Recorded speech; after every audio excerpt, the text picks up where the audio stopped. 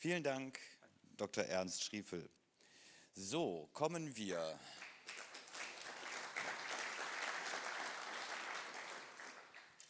zu einem Einheimischen, nämlich hier von der Uni in Innsbruck. Assistant Professor Dr. Gabriel Royers ist auch aus dem Arbeitsbereich vom Rainer Pfluger und hat auch schon einiges an Forschungen gemacht. Du kannst ruhig schon rübergehen. Begleitet auch einige Projekte mit der Internationalen Energieagentur. Was mir noch in Erinnerung ist, ich glaube, wir hatten es vor 2 Jahren auch auf der Tagung, nämlich die Küchenabzugshauben in Kombination mit der Wohnungslüftung. Da sagte er vorhin, da will er auch gerne noch mal weiter dran arbeiten. Heute hat er aber was anderes, nämlich die aktive Volumenstromregelung von Lüftungsanlagen. Etwas, was uns natürlich als Passivhausfreunde dringend interessiert, weil das ja doch ein wesentlicher Faktor ist, der auch nochmal bei der Energieeffizienz ein bisschen was nach vorne bringen kann, selbst im Passivhaus. Ich bitte um den Vortrag. Vielen Dank für die nette Einleitung. Vielen Dank für den Professortitel, den ich noch nicht habe. Gut, also wir wechseln von Raumheizung und Warmwasser zum Thema Lüftung. Ich möchte von einem Projekt berichten, dem Projekt AWECO, wo wir uns dem Thema Volumenstromregler gewidmet haben und wo wir versucht haben, die Vorteile von einem aktiven Volumenstromregler und einem passiven Volumenstromregler zu kombinieren.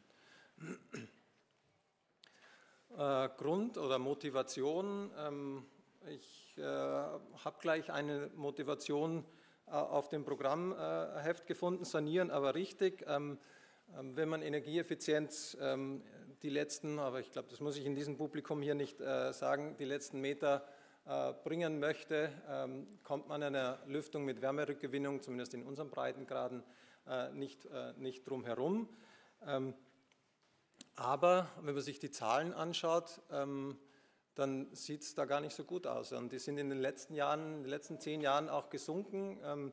Die Zahl, die ich gehört habe, beim letzten Tag Lüftungstreffen ist, dass in Österreich fertiggestellte Wohneinheiten schon unter 20% Lüftung mit Wärmerückgewinnung haben. Vor 10 Jahren waren das noch eher fast 50%, 45% oder so. Also da fragt man sich, warum, oder? Und ein Grund, den ich oder Kollegen oder den wir austun konnten, ist, oder Gründe sind Kosten und Installationsaufwand. Sicherlich gibt es sicher noch mehr, aber ich sehe das sicher als einen der wichtigen Punkte, an dem man arbeiten muss, um Wohnraumlüftung in die Masse zu bekommen.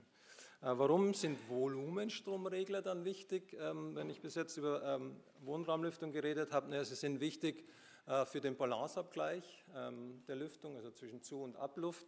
Und dieser ist wichtig, damit die Wärmerückgewinnung gut und effizient funktionieren kann, aber natürlich auch, um die Bauschadensfreiheit zu gewährleisten. Also wenn ich wenn ich Zuluftsüberschuss habe, dann kann es mir feuchte, warme Luft in die Bausubstanz drücken und dazu Kondensation führen. Also da gibt es schon Studien dazu, die festgelegt haben oder die herausgefunden haben, dass die Disbalance, also der Abgleich zwischen Zu- und Abluft, um plus minus 10% in dem Rahmen sein sollte.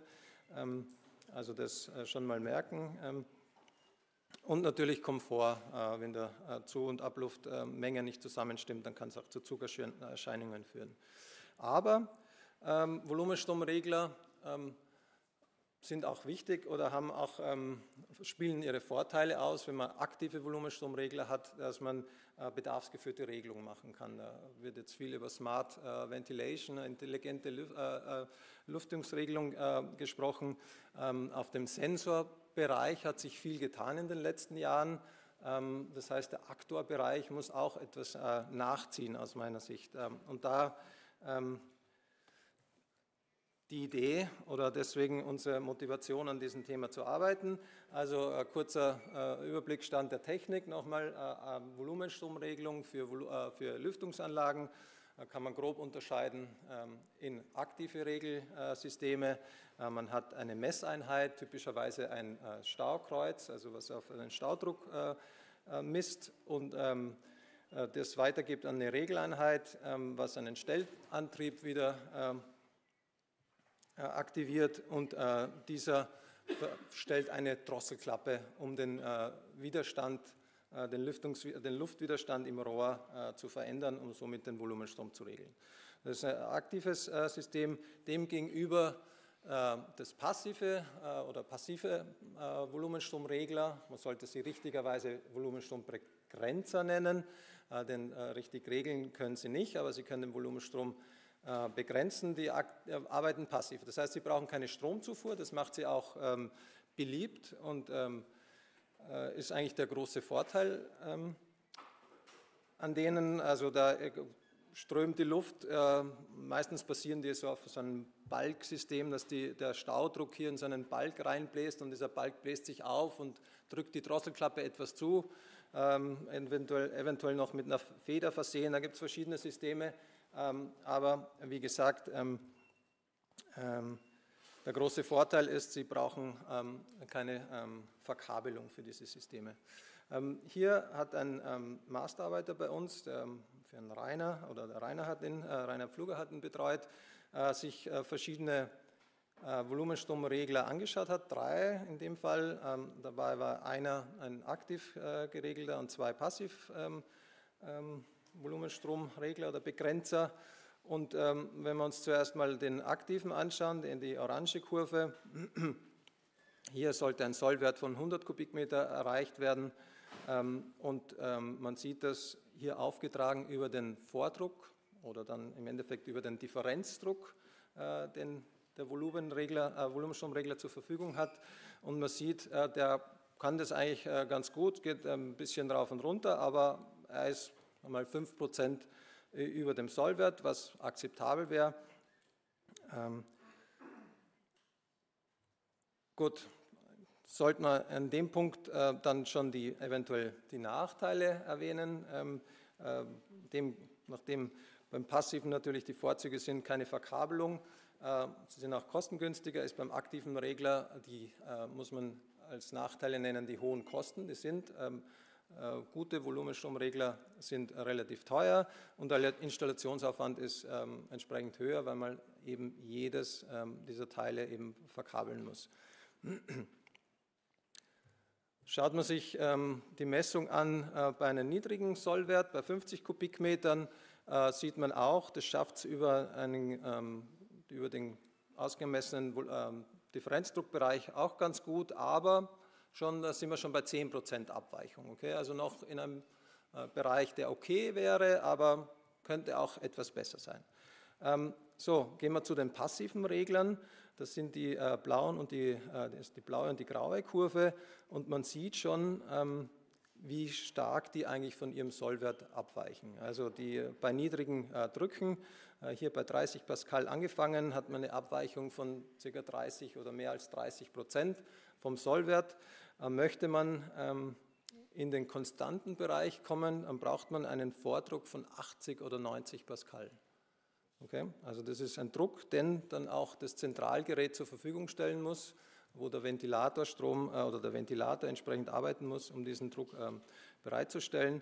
Das heißt, hier sehen wir auf jeden Fall Verbesserungsbedarf.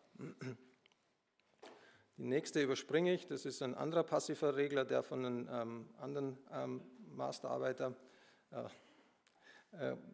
vermessen wurde. Ähnliches Resultat, man wünscht sich hier bessere Genauigkeit. So, darum unsere Idee, die Vorteile eines aktiven Reglers und eines passiven Reglers zu kombinieren. Da könnte man meinen, erster Ansatz wäre oder erste Idee wäre Energy Harvesting. Da hört man jetzt immer mehr davon, auch im Gebäudebereich gibt es verschiedene Ansätze, aber wenn man bewegte Luft hat, könnte man daraus Energie gewinnen und damit könnte man schon mal das das Stromversorgungsproblem loswerden. Also man kann eine kleine Miniturbine einbauen in die Lüftung und damit meinen aktiven Regler betreiben, meine Drossel betreiben. Das wäre der erste Ansatz, aber Damit hätte ich das System jetzt noch nicht vereinfacht, sondern ich hätte jetzt eine Komponente mehr, nämlich jene Komponente, mein Generator, der mir den Strom für meinen aktiven Regler erzeugt. Unsere Idee geht dahin weiter, dass wir sagen, das Energy Harvesting System und das Regelsystem soll das gleiche sein. Also wir machen eine Turbine und die Turbine kann die Energie aus dem Luftstrom gewinnen, um die Elektronik zu betreiben, aber gleichzeitig ist diese Turbine so ausgelegt, dass sie den Luftstrom bremsen kann und so weit bremsen kann, wie wir eben das wollen. Dieser Idee ging zuerst eben Andreas Heitzinger, ein Mastarbeiter, der auch vom Rainer betreut wurde, nach und vorerst einmal mit kommerziell erhältlichen Ventilatoren probiert. Computerventilatoren, Abluftventilator, wurden ein paar CFD-Simulationen dazu gemacht und auch im Labor vermessen. Er kam schnell zum Schluss, er braucht eine Verjüngung, damit ein gewisser dieser Abbremseffekt möglich ist oder ein gewünschter oder ein nicht ganz gewünschter, wir werden es gleich sehen, Abbremseffekt möglich ist, also darum diese Verjüngung. Aber dennoch zeigen dann die Messungen, dass der erzielte Regelhub, den man damit schafft, noch zu klein ist. Also was Sie hier sehen, ist aufgetragen über dem Volumenstrom den Differenzdruck und einmal gemessen bei blockierten Ventilatorrad und einmal bei frei drehenden. Das sind die zwei Extreme quasi, mit denen man hat, und die geben den möglichen Regelhub vor. Oder? Und wenn man sich hier anschaut, bei 20 Pascal, dann schafft man hier, oder hat dieser Abluftventilator, das war der beste von diesen 3 getesteten, einen Regelhub von ca. 15 oder 20 Kubikmeter. Wenn man dann auf 60 Pascal geht, dann ist es schon etwas mehr, aber dann ist schon wieder viel Differenzdruck notwendig und der Regelhub ist immer noch nicht so groß. Darum haben wir weiter überlegt und haben das Konzept weiterentwickelt oder sind der Idee, 2 oder mehr gegenläufige Rotoren anzuordnen, in 2 kleinen Projekten nachgegangen. Die wurden von der Uni Innsbruck bzw. dem Förderkreis finanziert, diese Prototypenentwicklungsförderung, die es hier gibt, haben wir genutzt und sind dieser Idee nachgegangen, beziehungsweise haben eben versucht, Geometrien zu finden, die den Regelhub eben größer machen und auf Basis von eben mehreren Rotoren hintereinander geschaltet. Gut, das haben wir zuerst mit Strömungssimulationen gemacht. Deswegen auch dieses Eingangsbild, falls Sie das gewundert hat, was das mit einem Volumenstromregler zu tun hat. Also das ist der simulierte Bereich aufgrund von Symmetrien. In dem Fall ein dreiblättriger Rotor, kann man dann den Simulationsbereich dritteln. Also Sie sehen hier dieses gedrittelte Kreissegment, was dann simuliert wird. Wir haben das in ANSYS Fluent gemacht, Geometrieerstellungen mit gewissen Blade Editor Plugins, die es da gibt für Turbinenanwendungen im Endeffekt. Ich gehe da jetzt nicht auf Details ein. Moving Reference, also bewegtes Bezugssystem, gewisses Turbulenzmodell ist hier festgehalten. Also Stand der Technik, Strömungssimulationen, um hier die verschiedenen Geometrien zu testen. Und wir haben eben Geometrievarianten durchgespielt, Blattwinkel verändert, Blattkrümmung verändert, die Rotorlänge, müsste man eigentlich sagen, auch die Blattanzahl verändert. Und hier dargestellt sehen Sie nicht das Ergebnis einer Simulation, sondern jeweils von mehreren Simulationen, um den möglichen Regelhub, um den abbildbaren Volumenstrombereich abzubilden. Also die minimale Seite ist hier quasi die blockierte Seite und dann die rechte Seite, quasi der maximale Bereich, ist hier interpoliert, muss man auch dazu sagen. Da muss man ja quasi den Punkt finden, den freilaufenden Punkt. Also Das zu simulieren ist nicht so einfach, beziehungsweise musste interpoliert werden. Also diese maximalen Werte kann man als Richtwerte sehen. Da steckt auch die Annahme drinnen, wie groß das Reibungsmoment ist. Also freilaufend würde ja heißen, keine Reibung, aber die Realität hat natürlich eine gewisse Reibung.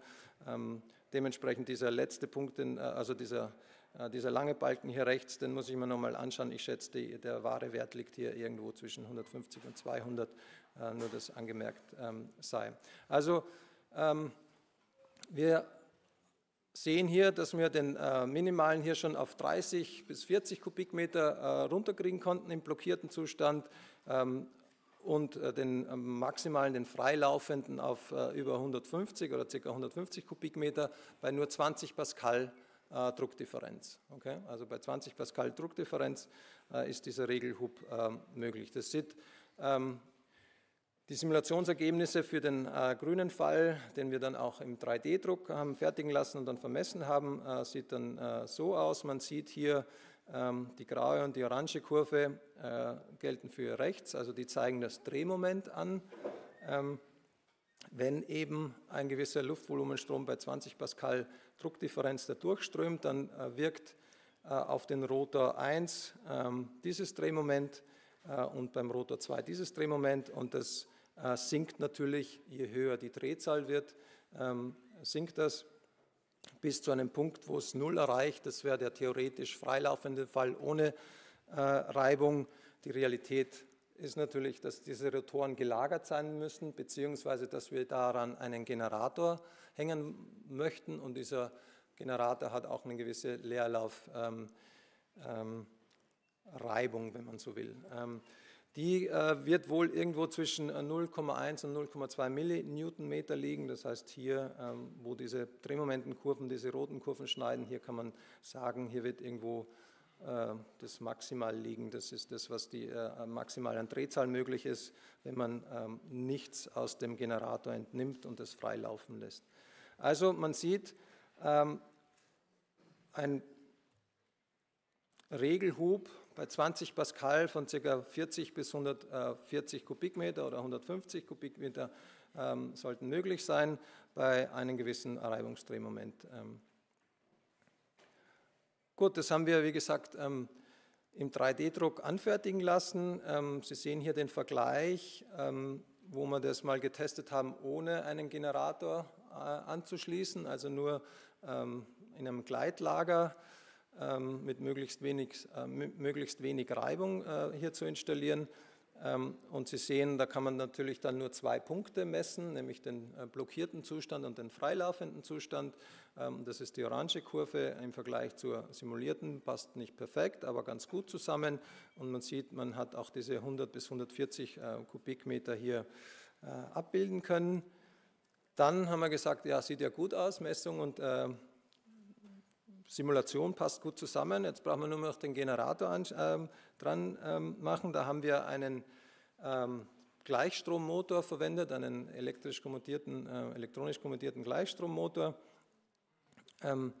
Aber man sieht schon, das hat nicht ganz, oder ich hätte mir hier Besseres erwartet, aber man hatte auch noch kein Gefühl, oder wir hatten noch kein Gefühl, dieses Drehmoment, was dieser kleine Motor hat, wie viel das eigentlich ist und wie viel das einbremsen wird. Und man sieht, das bremst deutlich ein. Also das ist quasi der maximale Zustand, der freilaufende Zustand, wo man noch keine Leistung abzapft.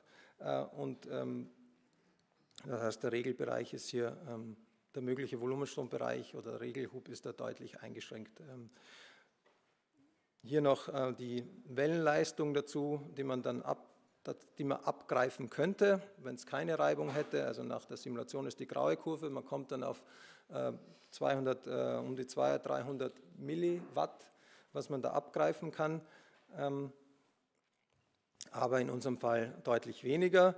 Wir haben das dann bei 40 Pascal nochmal gemessen.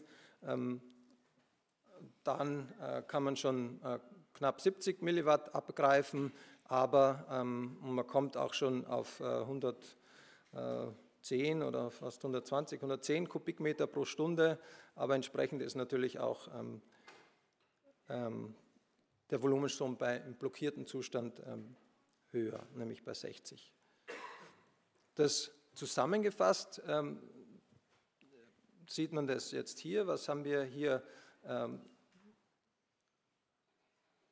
gemessen bzw. simuliert, sind die blauen Balken und im Vergleich dazu die Messungen, mal ohne Generator und dann mit Generator. Und man sieht schon, bei 20 Pascal noch nicht brauchbar in dem Zustand, bei 40 Pascal ja, zwischen 60 und 110 Kubikmeter Regelhub ist das ausreichend oder könnte man das nutzen für eine Lüftung im Mehrfamilienhaus? Dieser Frage kann ich jetzt in den nächsten Folien nachgehen. Also Sie sehen hier ein zentrales Lüftungssystem und 5 Abgänge mit jeweils 120 Kubikmeter im Nennvolumenstrom. Und dann hat man hier einen Druckverlust bei den Auslässen, dann haben wir hier den Volumenstromregler für diese Wohneinheit, dann haben wir nochmal Druckverluste für irgendwelche Einbauten wie Kaltrauchsperre oder Brandschutzklappen oder sonstiges.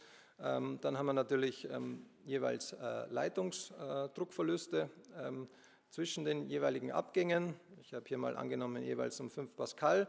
Und dann haben wir hier die Wohnung, die quasi am nähersten am Zentralgerät ist.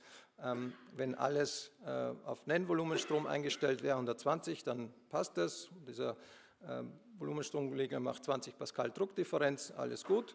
So, die Frage ist, wenn ich jetzt eine Wohnung runterregle, und das ist jene Wohnung, die am weitesten entfernt ist von der Zentralanlage, das wäre jetzt die hier, und die möchte ich auf 1/3 runterregeln, auf 40 Kubikmeter pro Stunde. Was passiert dann? Ja, dann fallen diese Druckverluste in den verschiedenen Komponenten deutlich runter. Hier sollte 2,2 stehen, Entschuldigung, aber das könnte von so einem System auch noch abgedeckt werden. Springen wir gleich zum Worst-Case-Szenario aus Sicht des Volumenstromreglers. Das ist jener Fall, wo alle Wohneinheiten den Nennvolumenstrom oder den maximalen Volumenstrom haben möchte, außer jene Wohnung, die am nähersten zum Zentralgerät ist, weil dann ist natürlich hier der Druckverlust an dieser Abzweigstelle hoch oder muss hoch sein, damit die restlichen Wohnungen versorgt werden können, und dieser Druck muss dann großteils von diesem Volumenstromregler abgebaut werden. Das heißt, man bräuchte hier einen Druckverlust von 73 Pascal, um den Volumenstrom auf 40 Kubikmeter einbremsen zu können. Also das könnte unser System, so wie wir es jetzt ausgelegt haben bzw. getestet haben, noch nicht. Wenn man die Anforderungen etwas runterdreht und sagen, wir möchten nicht den Volumenstrom auf 1/3 reduzieren können, sondern nur auf die Hälfte, auf 160 Kubikmeter, dann und es auch schaffen, Druckverluste in der Leitung zu reduzieren, dann käme man in einen Bereich, der sich mit diesem System jetzt schon abbilden ließe. Da kommt man auf 40 Pascal und 60 Kubikmeter lässt sich mit dem System auch abbilden. Gut, ich könnte Ihnen schon mehr präsentieren, aber leider ist Forschung so, dass es manchmal doch langsamer geht, als man es mal geplant hat. Also ich hätte gehofft, dass ich jetzt schon mehr präsentieren kann. Wir haben andere Generatoren bestellt, die ein deutlich niedriges Drehmoment haben. Das heißt, dieser Leerlaufbereich sollte deutlich besser funktionieren. Wir haben noch weitere CFD-Simulationen gemacht, machen noch weitere 3D-Drucke. All das hätte ich Ihnen schon gern gezeigt, aber ich fasse trotzdem das zusammen, was ich Ihnen schon erzählen kann. Also wir haben eine neue Idee, die ich Ihnen hier präsentiert habe. Die Idee ist, dass man die Energie, die normalerweise beim Volumenstromregler vernichtet wird, darf man als Physiker eigentlich nicht sagen, sondern in Wärme umgewandelt wird, dass man diese Energie nutzt für Smart Ventilation, für einen aktiven Volumenstromregler, der keine Stromversorgung braucht. Wir haben ein Proof Concept, also wir haben entworfen und ein Proof of Concept gemacht. Das scheint alles machbar, aber es gibt Verbesserungspotenziale. Und die Verbesserungspotenziale sind zum einen eben dieses Reibungsdrehmoment zu verringern, um den Bereich oben, diesen Leerlaufbereich erhöhen zu können. aber auch gleichzeitig den Regelhub größer machen zu können, indem wir einen größeren Druckverlust erzeugen im blockierten Zustand. Also da gilt es nochmal eventuell an der Geometrie zu arbeiten oder eventuell an einer dritten Stufe zu denken. Offene Fragen gibt es natürlich dann noch jede Menge, wie Kosten, Fertigbarkeit, Genauigkeit des Systems, Dauerhaftigkeit des Systems. Aber das will ich einfach jetzt nur nutzen, um mögliche Hersteller und Interessenten einzuladen, sich zu melden, dass man das eventuell in einem Folgeprojekt sich anschaut. Gut, damit wäre ich am Ende, möchte mich bei Ihnen bedanken, aber auch bei den Kollegen Rainer Pfluger, Christoph Speer und die Studenten, die da mitgearbeitet hat, auch an Wolfgang Hasper vom Passivhaus-Institut, der mit seinen super Ideen da auch immer wieder was beiträgt. Danke.